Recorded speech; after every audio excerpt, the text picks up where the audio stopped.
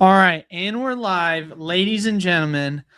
Welcome to another weekly live stream where today we're going to talk about the Pokemon market and everything going on.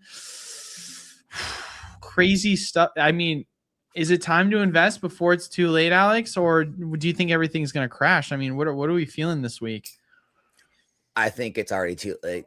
Oh, you think it's too late? Should I change the title of the video? Just kidding, it's too late actually. Probably, but this Yeah. way it gets people to click, and then when they get here, we can tell them it's too late. It is in fact too late. Like maybe then they're thinking if I would have just clicked sooner, it might not have been too late. I wonder if there's a way at this point for me to use AI to change the title of my video every like hour or so and be like, it's too late. Wait. Actually, hold on. You got to change. Oh, wait. No, never mind. And just every hour, it just actively updates it because, I mean, let's be real here, man. Like, it feels like it's playing hot potato with this market. Here, I'm just going to scare everyone with a statement.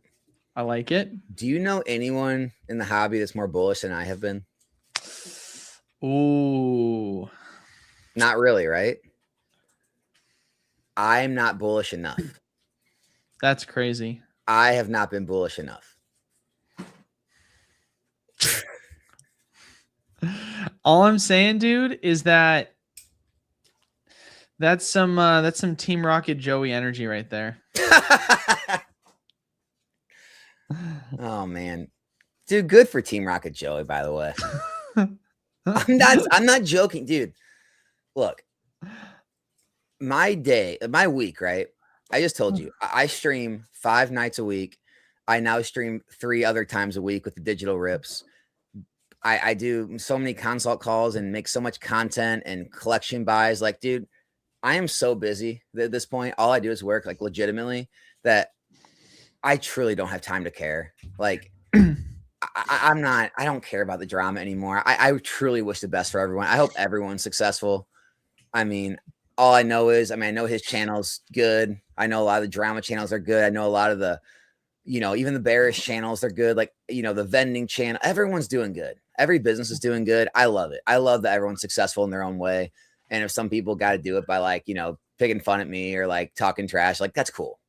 I'm truly too busy to care anymore. I mean, I guess here's the real question here, right? And this is the serious part of the conversation. But actually, sorry, leave a like, comment down below, subscribe, helps the channel. And then, as always, Alex is linked down in the description below. Okay, let's have a serious part of the conversation, right? Let's have an actual serious part. How scared are you that this is like one big massive bubble? Like, does that scare you at all? Do you ever think about that? Nowadays, not at all. No, not at all. No, I just know too much. I know too much money, like moving into this hobby, and like the mind, like the people, like the level of individual in this hobby now. I feel like the adults are here type thing. I feel like during COVID, the kids were here, right? The, almost like the meme coin type crowd, the penny stock type crowd, like, moving in Logan Paul, like we're going to go get rich. That's why everything was shot up and came back down, and everyone was trying to make quick money. Everyone was leveraged with credit cards and trying to make all the speculative plays. I feel like the level of individual now is planning for decades. I feel like they're locking capital up they can afford. Their incomes are much higher. They're making much more strategic moves. They have a long-term mindset, and they're not swayed by short-term market movement. And there's enough data and confidence now. I think it's so far away from this being a bubble than, people realize. Do you ever feel as if that, even though there's big money in it, that doesn't necessarily mean that big money doesn't want more buying opportunities? Yeah, for sure. What I'm saying is, if we're talking about brand new product, will they get to a point where the new print facility or like they can print new product and eventually get to MSRP or good buying opportunities? For sure. Am I like what I'm talking about with the bubble? Do I think like early Scarlet, Violet, Sword and Shield, like, some of these cards are going to like, boom and bust? No, I think the products, the cards, I think they're on a trajectory that they're likely going to stay at.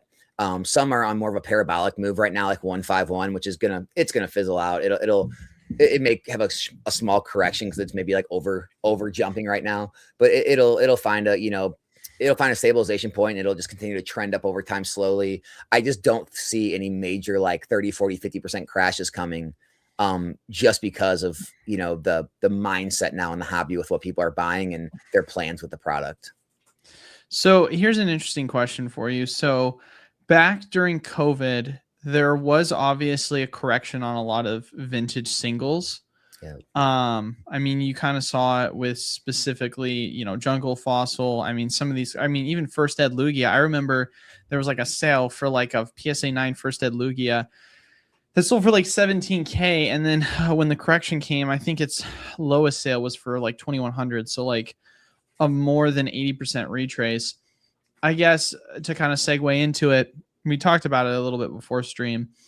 Shout out to Z&G Emporium. I watched some of his videos lately, and it feels like every single video he posts out, it's like, all right, so on one of our auctions, we had this card sell for X amount, and then, you know, last week it sold again for $500 more, and then this week for $500 more than the previous week, and then today it just sold again for $5. Like, it feels like all of his videos at this point are basically every single sale is just a new record-breaking sale. And it just feels like, at least the sentiment that, you know, I'm kind of gathering from his video is it's this infinite up. It's this infinite, every sale is always going to be a higher sale. Do you ever have any concerns for like vintage and possibly them seeing a retracement in the same way we saw during COVID? Yeah, you know, it sucks. I met James at Collecticon, and then I also like talked with him on Discord, and we were gonna have a stream, but then like he got busy and we couldn't put it together. And then I took the sponsorship with Arizona TCG, and I'm just like, it'd be bad taste to have him on now, but I'd love to talk with him on a stream one day. But yeah, man. What's great about Z&G Emporium talking about that stuff is he's the source, like he's the seller, right? So all this like nonsense you hear everywhere about like, well, all this stuff's probably manipulated. No one's probably even paying for those sales. Or no. He's telling you it's his business. The auctions are being paid for. They're shipping them. The customers are happy. So these are real sales. This is real price appreciation. And it's like I said, that the high net worth individuals, they're going for a lot of these slabs that they deem to be undervalued for the long term, right? They're not worried about like if it goes up, you know, 10, 20%, down 10, 20% in the short term. They're looking at 5, 10, 15, 20 years from now. They're seeing Pokemon cards be like baseball cards, be like comic books in the future, be like fine art. And so, yeah, I mean, I think that's the reason people are just scrambling to get their hands on them. And I talked about this in a video I posted today is that, you know, a lot of people need to get in this mindset, like wipe your mind clean and imagine this for a second. Imagine you are worth $10 million and you've got multiple different investment accounts that are paying you enough to live on the rest of your life. You have your kids set up with trust funds. You don't need money. You don't need income. And you have extra money to allocate to the hobby. So you never have to buy and sell and worry about like catching the booms and trying to make income from this hobby. It's simply, you have more than enough. You have abundance. They're able to buy these assets and put them away and hold for infinite amount of time until maybe these people die and then their kids want to sell it because they have no connection to it. But you're having people put things away for the long, long term, not people like me and you or someone, you know, at similar level that make a $50,000, $100,000 gain. And they're like, oh my God, I got to take it. Right. They don't have to take it. And so that's why the prices keep rising, because they keep getting removed from the market, put in forever vaults. And that card's gone. So now if it's a pop 150 card, that card's never seen the light of day, guys. You're now down to 149, 148, 147. You already have tons of collectors who are not selling. So it's like the availability is going to get so scarce on these that when one comes to market, it's going to be like an event. It's going to go for X amount of dollars based on who wants it at that time, because they know they're not going to have another chance to get that card until another one gets auctioned by someone who finally wants to let one go. That's where we're at. So then you just don't think it's going to retrace at all? Yeah, there's always going to be ups and downs, but as far as COVID era retracement, no. Like I said, I think it's the kids were here then, the adults are here now. Yeah, but yeah, there's always going to be ups and downs of any market, right? Like, you know, if things slow down and, you know, people see like opportunity elsewhere, maybe right now with all the turbulence in the world, you know, things open up, people see more opportunity in certain stocks that fall, certain cryptos, like, you know, other things, businesses, maybe venture capital more, like they're going to put money into that stuff, right? And then what happens is if you want to sell one of those vintage or scarce cards in a cooling down market or a cold market, bear market, and not the right person's eyes on it, what happens is people will listen and buy it now. So say the last sale was 20 grand, right? For a card, you'll list it at 20 grand. No one's buying. So you sit on it.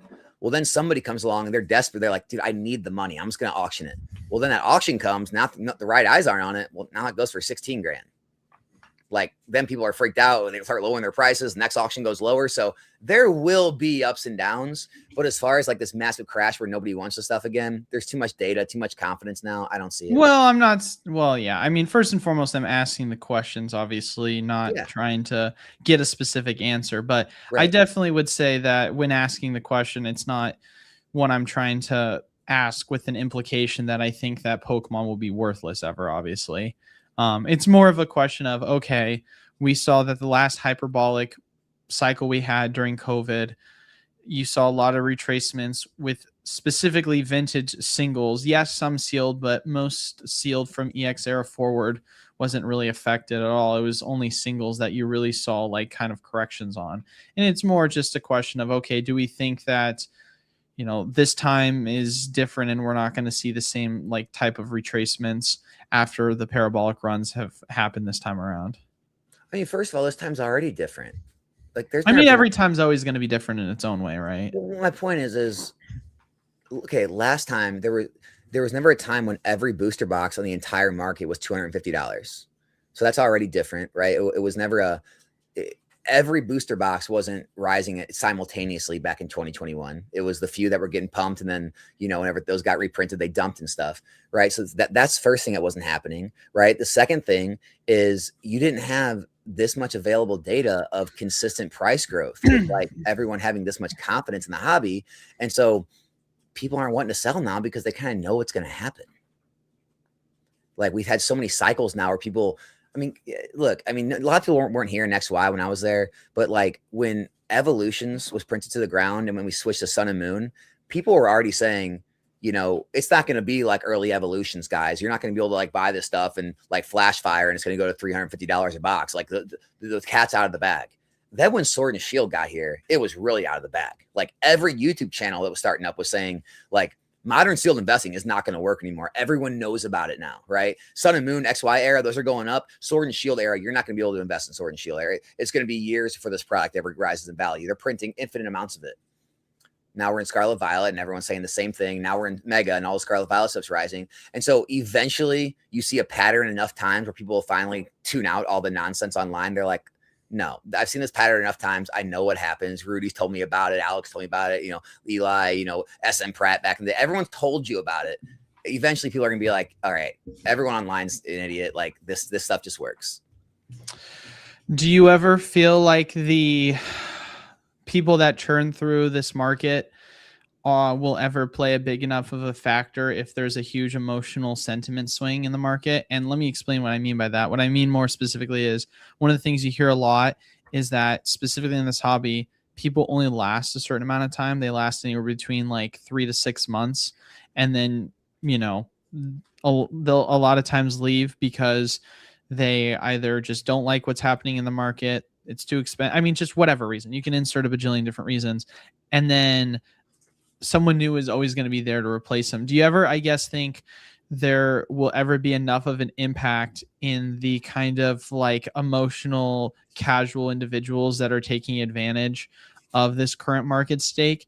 More or less to say that, do you ever get concerned by people that are in this hobby that don't really know a ton about this hobby, but know there's a ton of money to be made, but they're not really knowledgeable about what they're investing in? And the minute they start to see any sort of negativity, it might cause an emotional course correction. Hopefully, does that make sense at all? Yeah.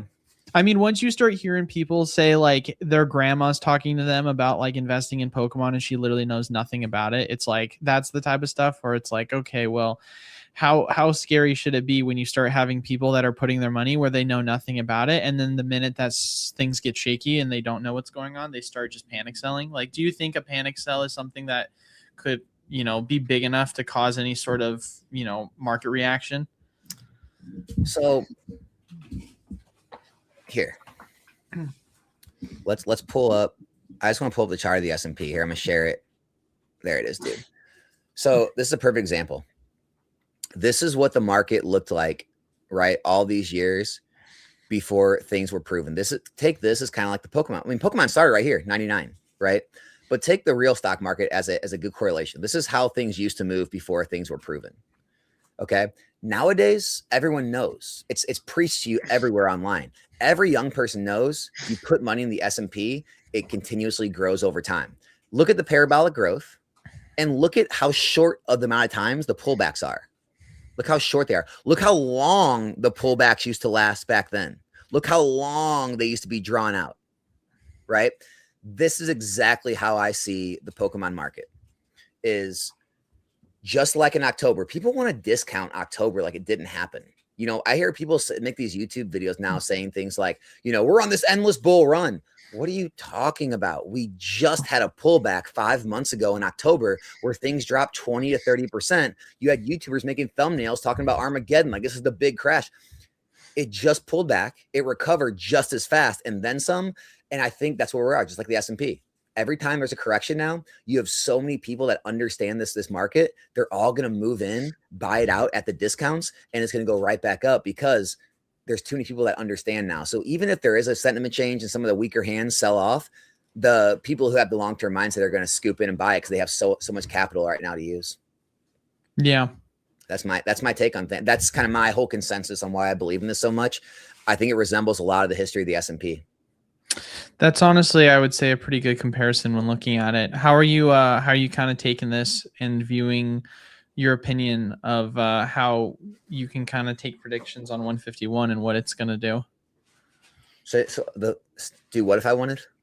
So I'm just saying, using the sentiment that you just shared with us, taking that exact same sentiment, how does that kind of make you feel in regards to what's 151 or what 151 is doing currently? We talked about this before, dude. Like, I would have been happy if 151 like UPCs were at $300, right? I would have felt like, wow, I tripled my money in, you know, a couple of years. The trajectory it has reached is so freaking ridiculous that I could definitely see us having some sort of like stabilization, maybe even a little bit of a pullback. Just because it's going so parabolic so quickly. But I mean, I don't think it's anything to worry about. I think 151 was going to hit these prices at one point or another. I think it's just happening a little quicker. We've known this was coming also. We've been preaching it. I've been preaching it. I mean, right when sets get close to out of print, everybody panics. They stop listening to all the naysayers and all the drama channels about like, things are going to be printed for years. They're going to print them into the ground. They have years left in print. They're going to MSRP, all this stuff. They finally, like, it's like a come to Jesus moment. They like splash water on their face and like, oh, I've been bamboozled. And then they start mass buying and start panic buying because they realize they're not going to have any more chances to buy this product. And so I think it's just happening a little more pronounced than normal. But I think that makes sense for the hobby we're in right now. Everything's happening a little crazier than normal. So currently speaking, cards that are in rotation are part of G for Pokemon. They are going to go out of rotation April 10th. Let me see if I can pull up a list of all the sets that are currently in the format. So I feel like it shouldn't be too difficult to figure out. It's obviously going to be the first 3 sets and then 151. Is Paradox part of G? I can't remember. Paradox, yes, that's the last set. Well, Paldean Fates, I think, is the last set. Paldean Fates is the last set? Yeah, it's the main ones are base, Paldea, Obsidian, Paradox, and then it's 151 Paldean Fates. That's the first block. Okay, that's the first block. So then Temporal Forces will still technically be in rotation? Temporal, Twilight, Stellar, Surging, Shrouded, and Prismatic. Forward. Those go out of print next. So this is the other thing I don't think people understand. Because Prismatic, and this is what I always push back with, because Prismatic was the last set released of the next block, it's only in print for basically just over 2 years. Those go out of print in April 2027. We have literally a year and a month left of Prismatic Evolutions being in print. That's it. That's all we got. Yeah. No, that's crazy, dude. I mean, it's pushing close to 200. So shouldn't we look all surprised? Like, we're astonished that it happened like everyone else is. It's got to be manipulation, right? It's got to be, you know, pump and dumpers. It's got to be something. It can't just be like the market all realizing that there's not as much of this stuff to go around as people thought. It's the only thing that makes sense, right? I mean, I don't know how, every streamer under the sun can all tell I guess, lie to their audience and tell them it's the most open set on every single live stream across every Pokemon channel. They're ripping thousands of these packs every single week and month, but somehow there's going to be enough to go around forever. It's lunacy, dude. Yeah. No, it's crazy to say the least. I mean, yeah. I mean, is it crazy to say that, like, with Prismatic, the way that it's going right now, I mean, we've said this forever, like, it's going to do well, but looking at 151, if it just follows, I don't know if it's going to follow 1.5. I mean, dude, the PC ETBs of 151 are lowest list 18. Well, I'm not talking PC ETBs. I'm talking regular ETBs. Even regular. You think it's going to go to 6 this quick? I mean, if I was thinking 3 to 4 by this time next year. Here's all I'll say. Right now, 151 came out in September of 2023, right?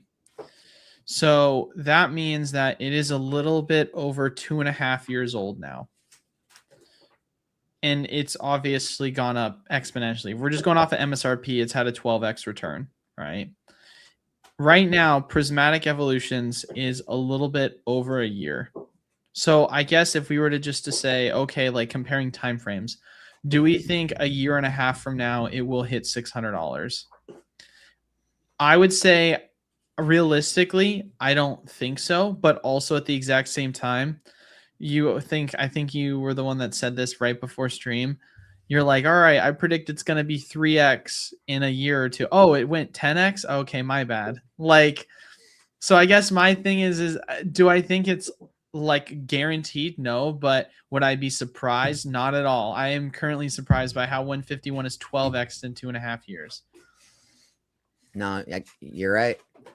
Yeah, it probably will outperform what I believe. It's going to outperform whatever we think is what I'm assuming. So I mean, I'm just happy. Like, there's been so many times in this hobby that like I've had capital and you just like held yourself back for whatever reason. Like you don't go as hard as you want to on something here or there. I'm just happy. Like I pushed it to the max. I pretty much, I mean, you can always go a little harder, but I mean, I put as much as I could into Prismatic when I could. And I'm just happy I didn't like regret it this time of like knowing a set, like having such a clear vision of a set and just not going as hard as I should have. I'm just happy I did this time. Yeah. Yeah, no, it's crazy. I will inject some of my opinion now. I've been asking a lot of questions. I am always someone that my go-to saying is the trend is your friend until the end of the trend. And so like my opinion is going to continuously be biased towards the current trend, which is that we're extremely bullish, right? And so I'm going to have that exact same mindset that hasn't changed yet. But I will also be very cautious because of what Warren Buffett says, which is be greedy when others are fearful and be fearful when others are greedy. I'd be lying if I said I ain't very fearful right now. Like I'd be lying if I said, okay, the trend is telling us that, everything's hyperbolic. Like if we're just looking at TCG prices, I know there's other pages like eBay you can kind of look at and always price compare. But like if we're looking at TCGplayer right now, lowest listed booster box 250 perfect order just shot up like $50 in less than a month. And it's 2-3 weeks out from release and everything just seems to be going up infinitely. I don't know. I'd be lying if I said I'm being more cautious right now, I guess is what I'm trying to get to. Because I am nervous about things that are just going on in the current market. And so I'm setting money off to the side because I don't know. I'm just nervous. That's all. I'm not a financial advisor. This is not financial advice. Obviously, like do your own research. But realistically, it's like there's nothing that I can see as a red flag. There's no backing that I have as to why this market isn't going to just keep going the same direction. But also it's just a gut thing where you're just like, man, I just feel like I don't know. I just feel uneasy, I guess is the best way to put it. So this is not backed by anything. This is literally just a gut thing, right? Dude, I'm telling you, I'm looking at the real market, like the stock market, right? And I'm just like, I see the prices, pre-market down like 1,000 on the Dow. Everything was like getting crushed because of the war and oil prices. And I'm just like, I'm getting a little excited. I'm like, oh man, I'm gonna be able to get bigger positions. This is good. It was like down to almost 46,000 Dow. I'm like, dude, if it goes a little lower, we're gonna have like a 10% off the tops a little while ago. Like, I'm gonna up some more positions. I'm gonna buy some more shares. And then like I look this afternoon, everything's green. Yeah. Everything's back to green. It's just like nothing can stop. It's not just Pokemon. Everything just goes up and up and away forever. It's crazy right now. No matter what happens, everything is still turns positive. Yeah. And why would you want to fight that? No, I mean, that's 100%. Like it's everything's obviously going parabolic, right? So there's free tendies everywhere. So I just, I don't know. I've always been a very conservative individual when it comes to my positions. Like there's always going to be times to go all in when it feels like it's obvious. And I guarantee you, like, if you put your money in to 151 now, even, which sounds crazy to say, that it will probably work out in the long term. Right. I just don't like to overextend myself, I guess is my thing. And so right now I'm just being very cautious in this market. I'm still obviously, like I said before, believing the bias, which is that we're very much in a strong bull market cycle, but I'm not over leveraging myself. Does that make sense? Absolutely. Yeah. I'm a little more at ease. Like now that my taxes are done, paid all those, and I probably helped fund a couple more Leering centers or something. But so I'm feeling a little better now that I actually have some, no, I guess like bills or like anywhere my money is like going to be needed for a while now. So it's going to be like I can start making some plays again and start allocating some funds and taking some more risks again. What are your stances on people that are going out and buying 12% or 12 months 0% APY credit cards, maxing them out and buying Pokemon investments? Terrible. Yeah. The only time that, and I've done it, and like I would, I don't really like I recommend it, right? No financial advice, but like I get using a 0% interest credit card is when you have like a business, you've got like confirmed sales track records, and you're literally just need it for inventory to like gap you between the time you get the inventory and you can sell it, and like you're only going to have the balance for best case 30 days, worst case 2, 3, 4 months or whatever. Like I get using it for that, but using it to invest, like trying to invest based on timelines, dude, you might as well be like, why don't you just go to Wall Street and try to take out some crazy options bets? Like I can guess pretty close on what Pokemon's going to do in an extended period of time. If I need to guess on what it's going to do in like a year, I don't know. Like I'm not going to bet it on a freaking credit card where I might get charged tons of interest, or I might have to dump all of my stuff at a loss just to pay the credit card bill when it comes due because it didn't do what I thought it was going to do. I think that's crazy. Yeah, no, it definitely feels insane to say the least. Yeah. So I don't know. It's there's a lot of people that are definitely looking at this and saying can't go any, or sorry, what am I trying to say here? There's a lot of people that are looking at this market and are saying it's just going to keep going up.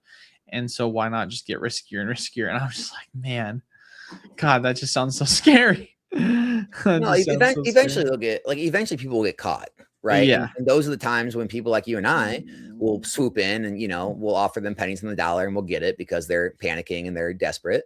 And they'll get knocked out, and then everything will kind of stabilize and things will run again, and then we'll get more wealthy, and it's the circle of life. Here's an interesting anecdotal fact I will say that I've learned from my employees in the shop. So I talk to them, and I'll get your opinion on this too, from your own experience. I talk to them and I ask, like, because we're wanting to always, grow the store. I'm like, how is buying product right now?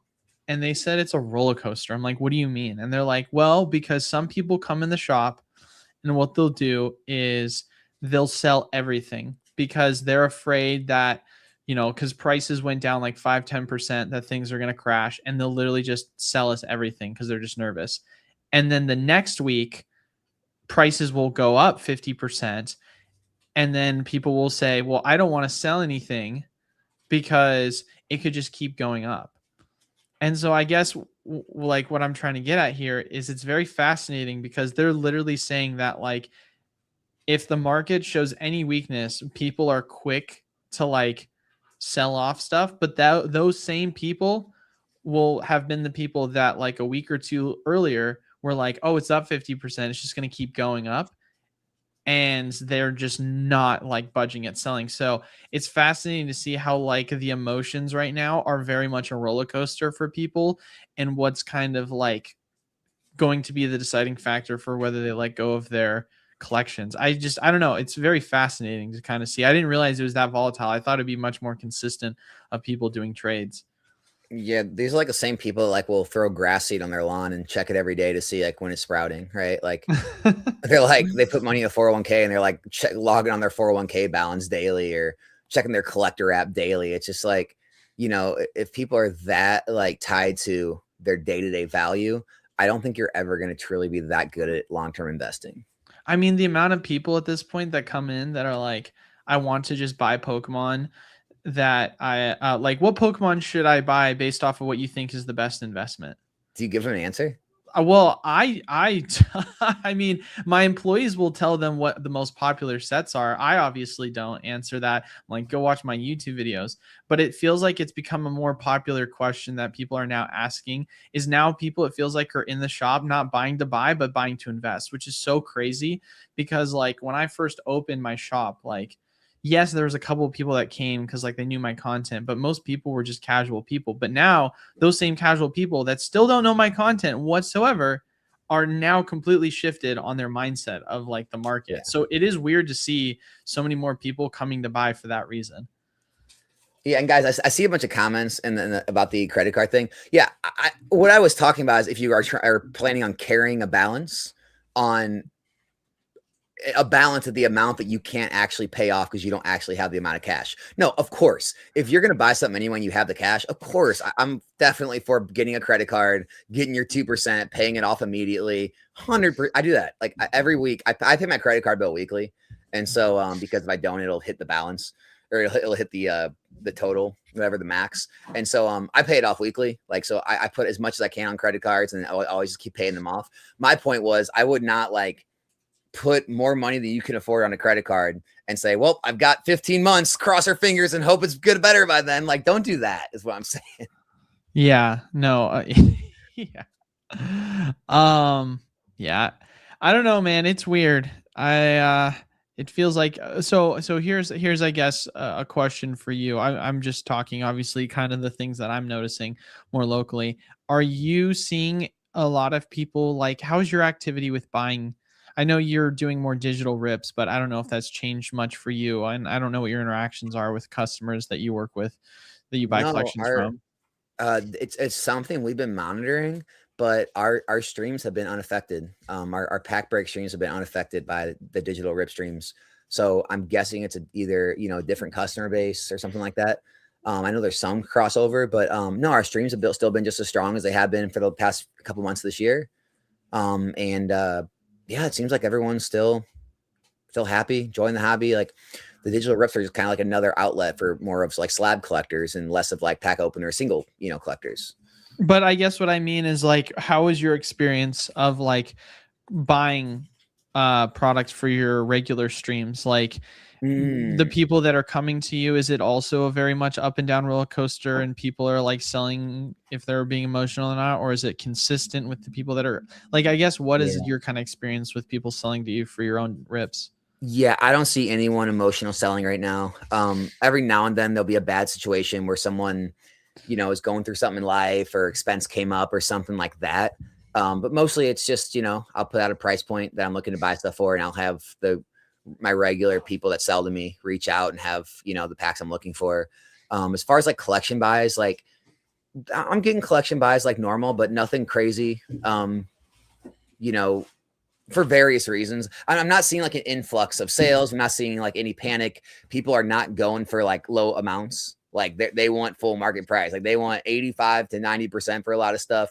Not a lot of people are dumping for 80, 75%. So yeah, I mean, it's still very strong. Yeah. Do Like you the product's there. Like I'm able to find product, right? It's not like it's so scarce right now where no one's selling it and I can't find it. I'm able to find it, but it's definitely not like people aren't dumping it for, pennies on the dollar or nothing. are you doing a lot of connection or collection buying right now? Not a ton. To be honest with you, I'm not really a fan of it. Oh, You really? know, You don't like collection buying? no, like I know Catch 'em All collectibles. I know like Pokey, and then I know like card shops. Like that's part of their business. For me, it's not a business model I'm that like concerned with or like that, about, just because, especially like at the, prices you're buying it now, for the amount of like time it takes, for all the negotiations, for the amount of work it takes to break it all down, even after like selling it for a profit, consigning some of it, the margins are just like decent right now for the prices people want for their collections, that I feel like my time's better spent for doing other things for better margins. So like, unless it's things that like I want for like long-term holds, I'll take a collection with other things I don't want. And I'll keep the long-term hold stuff and I'll sell off the rest and make a little bit back. But if it's nothing I really want to, I'm looking for it to hold, and it's just literally, it would be a flip, I pass on a lot of it and I'll let someone else, make the money, because it's a lot of work at the end of the day to buy and break down collections and sell them off. I mean, it makes sense based on your business. Obviously, it's Yeah. completely different. I'm a lot different than a lot of people in this hobby. I'm a very like speed focused, like, very optimized, quick transaction. Like I like to turn my inventory very quickly. If something's sitting for like 2 months, that's a long time for me. I got to get it gone type thing. I'm not a long-term inventory holder. I'm a long-term investor, but like anything I bought for a flip, I don't want it sitting there long at all, because I want it to make the margin to buy something else to make another margin. Yeah, that makes sense. Yeah. So are you not really doing any long-term buys at the moment then? Like I said, I do, but it's mostly anything like I'll, if someone is, selling off, I don't know, like cases of Surging Sparks recently, I've been buying those collections because, I think Surging Sparks is undervalued. So if I'm able to get cases of Surging Sparks at a percentage of market, then I have to take some other stuff as well. I'll take the other stuff and I'll do what I have to do with that to get rid of it, and I'll hold the Surging. Or Yeah. like, I was buying Prismatic collections not too long ago before it really went up. Like, so anything that I'm interested in, I'll buy. And I'll take whatever else is with it, just because I want the whole, I want the other part, and people want to sell the whole collection at once. So I'll do it. But as far as like actively searching, no, I'm not. I know we talked about this like probably over a month ago, but market feels like changes every week.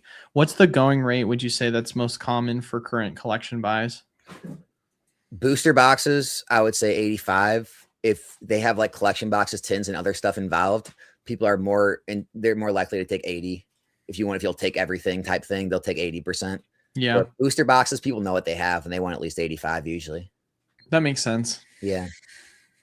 Yeah, no, it's definitely fascinating to kind of see how the market changes every single week. Like literally, I would almost say daily. Like it just feels like there's something going on with prices, and there's just another thing that's going parabolic. But Yeah. But yeah, I mean, we'll start taking questions here, guys. Obviously, in like 5 minutes. Make sure to leave a like, comment down below, subscribe, helps the channel. And then if you have a question, type in question followed up by whatever your question is. But I guess, is there anything right now that you're kind of like monitoring that you feel like might potentially pop off next?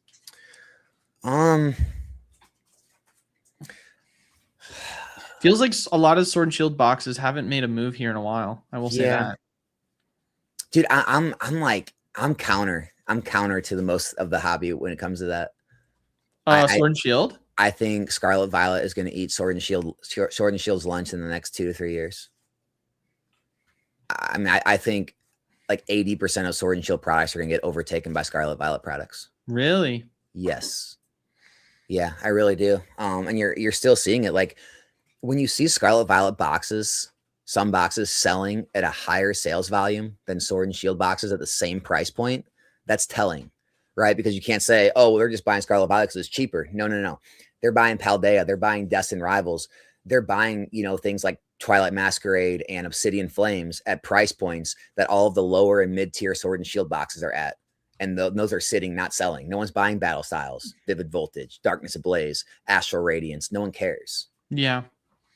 So like I think Evolving, Fusion are going to do really well.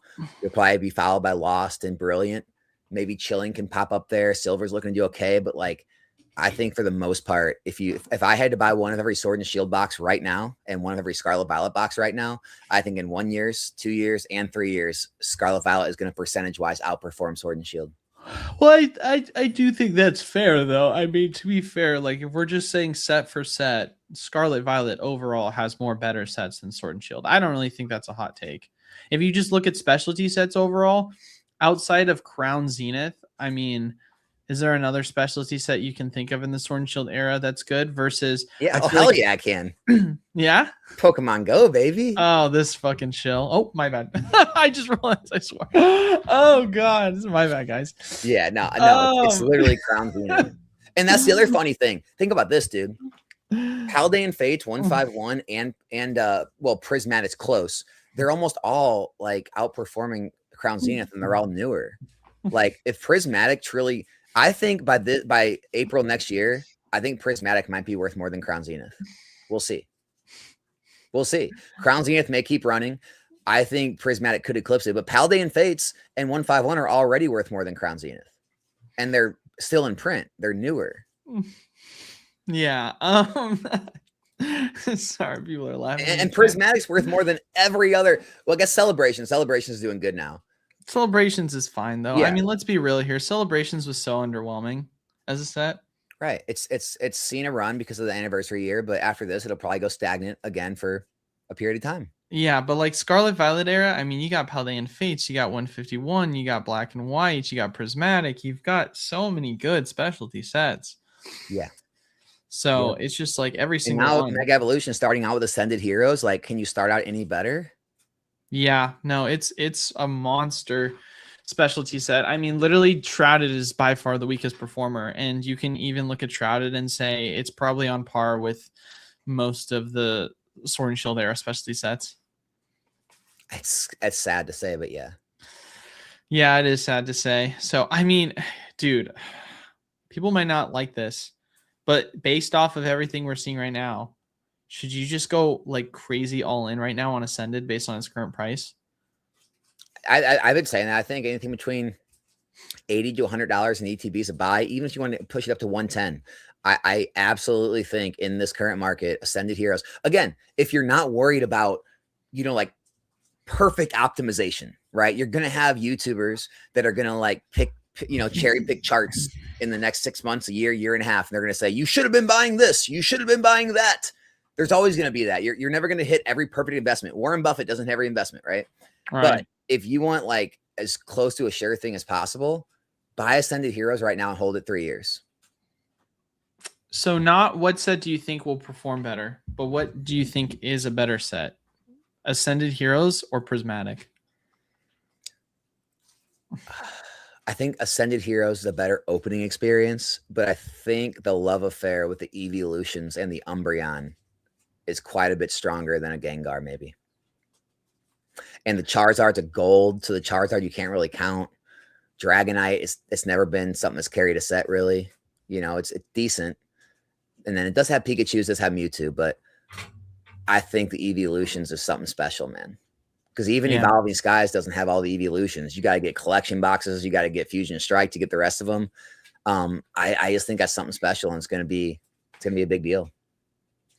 I think that although Dragonite has not ever been one that's carried a set, I think it's definitely one that you can see that is one of the more higher, price cards. And yeah, it's not an alt art, but yeah, I mean, I definitely feel like the gold Charizard still add to the set.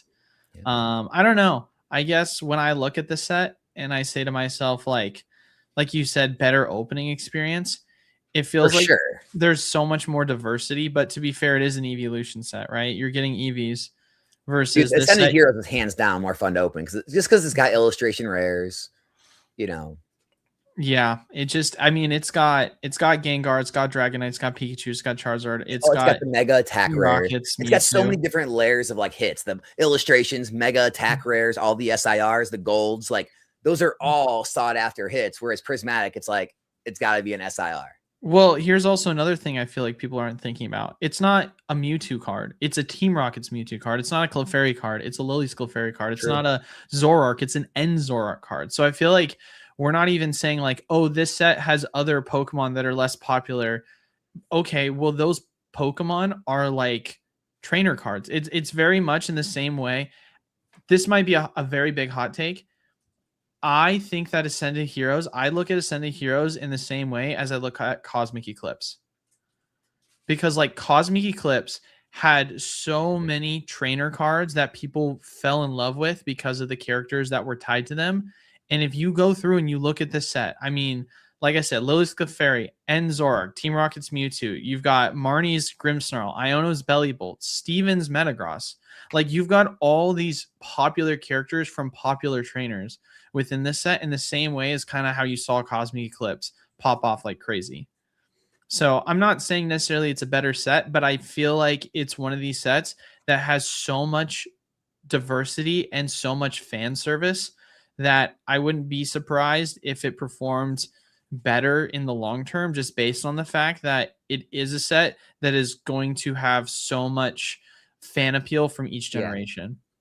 Yeah, it's one of those things where it's like sometimes you ask questions and like I feel like very strongly, and I'm like, oh no way, dude. For anyone that says Ascended Heroes is better, 100% get it. Like they're neck and neck. Like I'm not like married to saying Prismatic is the best. All like, dude, I could go either way. You just asked me, so I went the Prismatic route. I could swing to the Ascended just as easy. Like they're both incredible sets.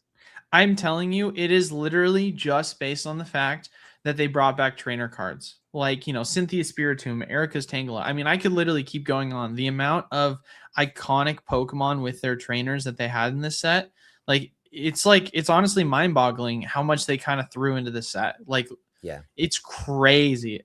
And of course, you know, we got significantly less of this set than what we saw for Prismatic, which sucks. So, you know, I wonder how much more we'll get of it, but it's a set that I wonder how much they're going to focus on printing it, considering it's going to be Prismatic 2.0. Well, I was going to say, considering 30th is right around the corner, you got to wonder, right? Like, is it going to be one of those sets that is insane and we don't see a ton of, I mean, honest to God, considering how Ascended was like shipped out, and to be fair, one thing we haven't talked about, Wave 2 is shipping out right now. So Wave 2 came like shortly after Wave 1. So maybe that's the reason why like the prices are still kind of where they're at right now. But I guess what I was kind of going to get to was you kind of assume that prices would be higher at this point. But I don't know, maybe that's kind of the biggest factor that's playing into why it's still in the low 100s. Well, yeah, and here, I'll pour some water on the flames for a second. I'm not saying you need to rush. Like, you don't have to rush. I mean, we might not see ETBs move for a minute. Like, it may take a little time, but thinking that you're going to be able to, here's the thing, like, what are they being sold at? Like at stores now, like $65, and there's sales tax where you paying like 70 something. I mean, like, here's my thing. Are you really going to spend time trying to catch every freaking drop, trying to like get in all these different queues, drive around to all these stores, get an ETB here or there, may or may not be damaged or have a rip or anything? Why not just pay a little bit extra, get your freaking positions, and not worry about it? Like that's where my mind's at. It's like, are we really, and no matter what like level of investment you're at, like, you know, why not just get what you want in the position size you want and not worry that, you know, you paid $20 extra for an ETB than somebody else did, but in the future, are you going to care when it's 300-400 to 3 years from now or something? It's just, it's goofy. Yeah, no, 100%. You know, I get it for booster boxes. I understand people saying, you know, I'm going to wait for a Destin Rivals box I can catch on Pokemon Center drop or a restock or something. Like, I don't want to pay $500. Like, yeah, I get it. That's a lot of money. You know, even these $250, you know, these $250 perfect order boxes, you know, wanting to find my MSRP for 160s plus tax, pay 170, save like $70. Cool. But like the ETBs, are you really even saving that much after all your time, energy, gas to drive around everywhere? Are you really saving that much money than not just getting online and buying them? We'll talk about this real quick because we're already late on answering questions. Perfect order. So a couple of things I want to kind of talk about. Obviously, we briefly touched, it was below 200, like 197. Now it's at 250. How much weight do you put into that when you cross-reference that P Football P is selling it for 210 on eBay right now? Yeah. So if you guys don't know, TCGplayer only allows certified hobby shops to pre-sell. So the general public doesn't have a chance. So once the general public gets opened up on release day, it always drops. That's why you always see a drop. That's why YouTubers have infinite content. Every time a new set's released, they get to log on there and say, look, it's crashing. It's crashing. It's like, no, it got opened up for the general public. So everyone can, list their stuff really low and take pennies on the dollar for their stuff and make their $10 and flip it or whatever. After all that happens, dude, it seems like it's going to stabilize in that probably 220 range, if I had to guess. 220 to 230. Yeah, we'll see obviously what the set is going to do, but I will say this. I feel like now, because of the price disparity, I feel like I do want to pay a little bit more attention to eBay prices when the release comes. I mean, I'm still very much going to be paying attention to TCGplayer, but I will see now how far the disparity is going to be when the release happens. Because if you see not much happen with eBay, but then TCGplayer prices drop down to close to eBay, then that'll be something that's, going to be good to note down. But if you notice that there is a huge crash that happens on eBay because of, more listings being thrown up, and then you start to see, TCGplayer kind of follow the same suit. I mean, I guess what I'm saying is I'm just going to try and monitor their correlations. That's all I'm going to try and say once the release happens. Yeah, I mean, there's definitely going to be a drop on TCGplayer. Will it drop all the way to eBay pricing? Maybe, maybe not. I think. Right. I just think people are. I mean, me myself, I'm just sick of eBay, dude. It's so unoptimized. Their search is so broken. Like, you type in, if you type in perfect order booster box, you get inundated with a million different things that aren't a perfect order booster box. Yeah. And then even if you sort by lowest first, highest first, you're scrolling forever. You got to click and see, what each seller's rating is, see if it's even real or not. And it's a mess compared to TCGplayer. So that's why TCG is more on a lot of things, is people just don't want to deal with it. They just want to be able to click add to cart, buy their product. It's such an ease of transaction. Well, I think it was Rob who said it, that one of the things about why he enjoys selling on eBay so much is I remember we were talking to him about how he was able to, sell certain cards on eBay for so much more than TCGplayer. I'm like, how are you able to do that? And he's like, because you don't have to be the cheapest. You don't have to be the cheapest. You literally just have to be the best promoter. You have to be the one that people find. Yeah, and you pay the eBay promoted listings fees on certain cards to make sure people find your page. It's definitely more of a strategic selling platform. It takes a little more work and stuff, but yeah, I mean, you can definitely get better margins. Yeah. All right, we'll try and go rapid fire here just because we're already short on time. We'll answer a couple of the super chats off the bat. Shout out to everyone who's here, obviously, and thank you so much for the super chat. Run, Eat, Pray. I bought a bunch of prismatic bundles from Sam's Club. Surprise box bundle combo. Didn't realize they're not sealed. They only have a sticker. What would you guys do with them? Buying these bundles a good play? Yeah, I mean, what, it's like MSRP or less or something, or I know it's way cheaper than the price per pack. Those loose packs are going to be $15 a packs before long. I think even having 6 loose packs is good. Yeah, anytime you get product for cheap, who cares if there's a sticker? You can always break them down for packs. Yeah, no, it's a no-brainer. 151 Prismatic, as the boy band says, bye. This is from Aura Guardian 95. Thank you so much for the $2. Yeah, I mean, 151, I'm definitely not buying at these prices. I've slowed down buying. People have reached out to wanting to sell, and I've been offering low percentages, and I don't like to buy things after parabolic runs. Prismatic is still, I would still say it's a buy, but much more cautious on it. Again, it's just had a big run up too. I like to let things kind of settle at a new price point and see what it's going to stay at. Especially being in print for another year, at least 151's going out. But yeah, I'm hesitant, but I'm still a buyer at the right price. Yeah, 100%.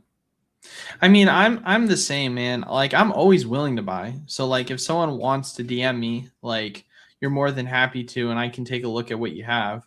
But I'm definitely being much more selective based off of like how my risk tolerance is, how much I'm willing to pick up, and then obviously like what the store needs. Because realistically, if I am buying at this point, it's predominantly just to make sure that the store is stocked. So like if you want to sell me your stuff to help get our store some inventory, like let me know. I'm always willing to do collection buys for that reason. Honestly, it's one of the things I hate about the hobby the most is like there's some people you just can't not piss off. You know, like if you could tell them, oh, I'm just not interested, and they'll get pissed that you didn't at least give them an offer. Yeah. And then if you offer a low percentage, they're pissed at you because you gave them such a low percentage. It's just like, what do you want me to do? Do you want me to just tell you, hey, I'm not interested because I can't offer you a price you're gonna be happy with? Or do I just offer you 70% and see what you say? You're gonna get pissed at me anyway. It's just like you're damned if you do, damned if you don't. You know? I mean, I feel like for me, if you're gonna shoot me an offer, just tell me what you have and tell me what percentage, and then we'll just go from there. Because I feel like for me, too often people are like wanting to like do this like Western standoff where it's like, who's gonna be the one that's gonna offer the percentage first? And I'm just like, dude, stop wasting my time. Just shoot me your percentage. Like it's whatever. You know what I mean? Like, I don't know. It's just, it very rarely does it actually make a difference. On I always win those, by the way. No, I bet you do. Because they'll reach out and I'll ask, what they're looking for, and they'll ask what I'm paying, and then I leave the message unreplied to for days, and then eventually they come back. Well, I'd like to get this. So you leave it unread and don't respond for long periods of time, and if they really want to sell and can't find someone else to sell to, they'll message you back again and give you what you're looking for. Hey, that's not a bad idea. You have to be willing to let the deal go, though. You have to be willing for that if you're going to use this method. All right. Another $2 from Chris Kyers, 7489. Thank you so much for the $2. 151 Snorlax sealed promo to the moon. Thoughts? Take that one. Take that one. Dude, I just don't. It's one of these things where, I guess like the promo. I mean, everything 151 is going up like crazy right now, and the promo itself. I mean, I got to see it right now and see what the Snorlax promo is going for at this point, because it is. I mean, last time I checked, it was ridiculous. I mean, if we're talking about just the base promo card right now, and we're not talking about the specialty one, I mean, it's $25. So it's like. And if you look at the yearly on it, it was going for $5. So it's funny to think about that. If you were someone that didn't have the money to go buy the ETB, but you could have at least thrown a couple bucks at the promo, and you went and bought it for like $5, you would have still 5x'd your money. Like, that is insane to think about. Like, this is not financial advice. I'm not a financial advisor, but like, there could be instances where, depending upon how good the promo is, if you're like, oh, I don't have X amount of money to spend, is the promo at least decent? There could be an opportunity there to just throw some money in that regard. How about the PC ETB being $1,800 though? That's stupid. It's just like, it's so stupid. But so I mean, let's just think about this, right? I mean, dude, the regular gray felt Pikachu promo is going for almost $1,000. Yeah, it was like $100 like 2 years ago. So, well, there's a Chinese company buying up those, which is part of the reason. Oh, okay. There's like but dude, so think about this. What is there, 11 packs?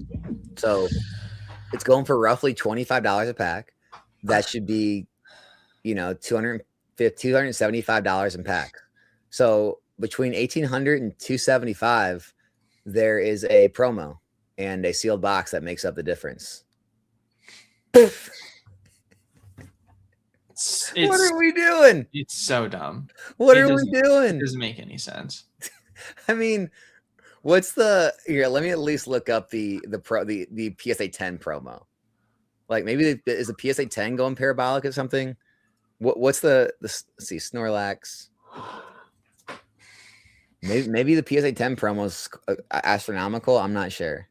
I mean, you want to talk about something where it's going up, yeah, but it's not really going parabolic if we're talking percentage perspective.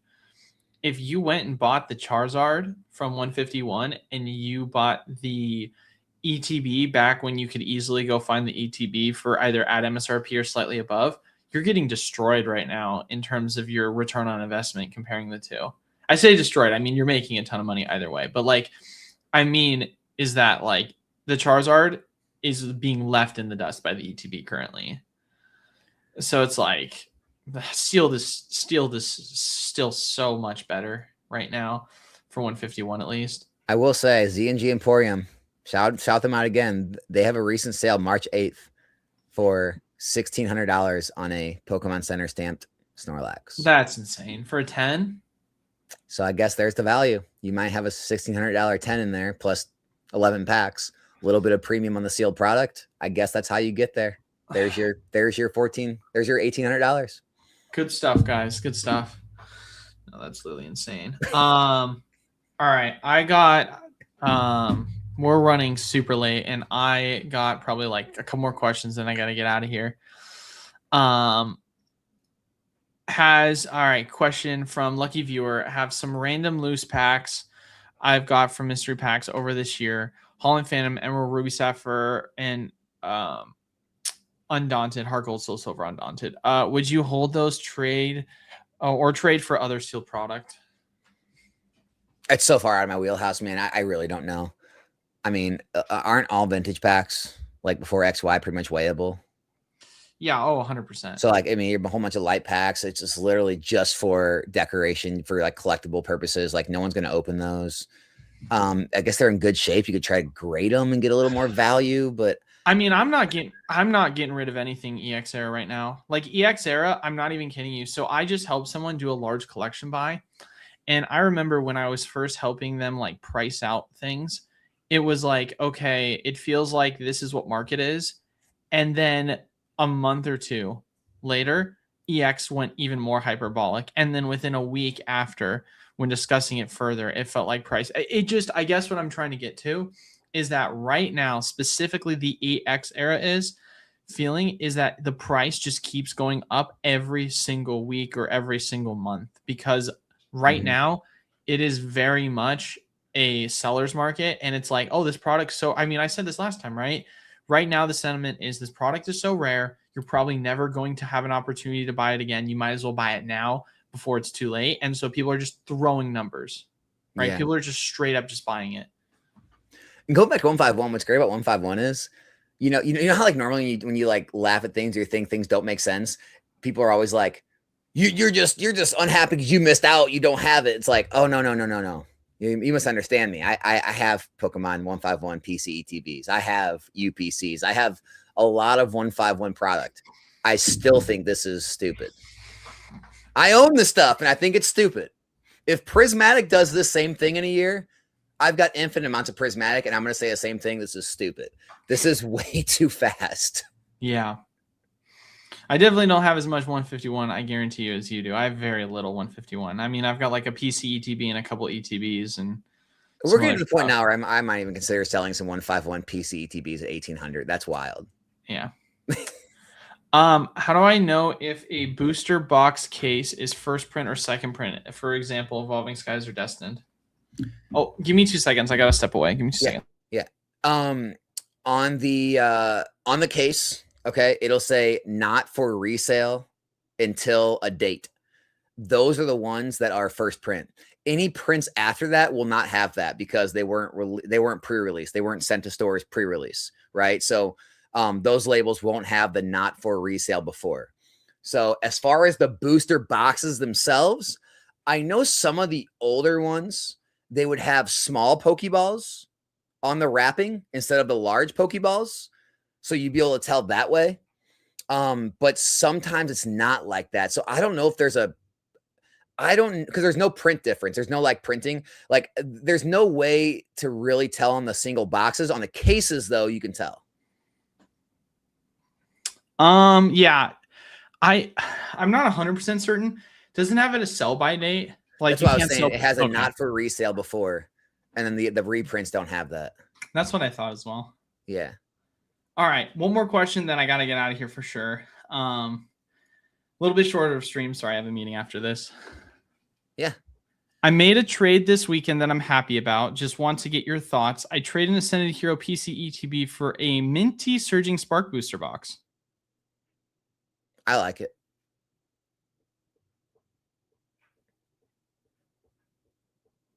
I mean, just like if you got the Ascended Heroes PC ETB from Pokemon Center and you just captured all that immediate gain and you're gonna put it into Surging, which yeah, I like it as well.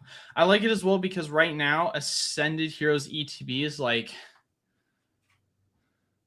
you don't know how parabolic they're going to go at the moment. Like, the set just came out. Odds are they're probably not going to do another drop. But at least with Surging Spark, I feel like with the way in which booster boxes are going with Scarlet and Violet, it feels a lot more likely that it's going to have a huge run. What's so funny? Horizon said, I seriously invested in all the wrong sets. I'm a complete moron and I still made money. The hobby is dummy proof. I'm living proof.